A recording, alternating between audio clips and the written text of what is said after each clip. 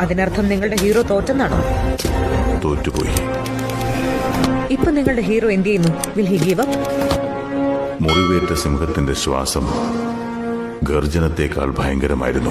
What you mean? എന്താണ് അവിടെ നടന്നത്? ആരാണ് ആ വ്യക്തി? അയാൾ ഹീറോ ആയിരുന്നോ അതോ വില്ലനായിരുന്നോ? എല്ലാം എനിക്ക് വിശദമായിട്ട് അറിയണം. അവൻ അത്രയ്ക്ക് വലിയ ഗാങ്സ്റ്ററാണോ? ഗ്യാങ്ങുമായി വരുന്നവനാണ് ഗ്യാങ്സ്റ്റർ. അവൻ ഒറ്റയ്ക്കാണ് വന്നത്. മോൺസ്റ്റർ.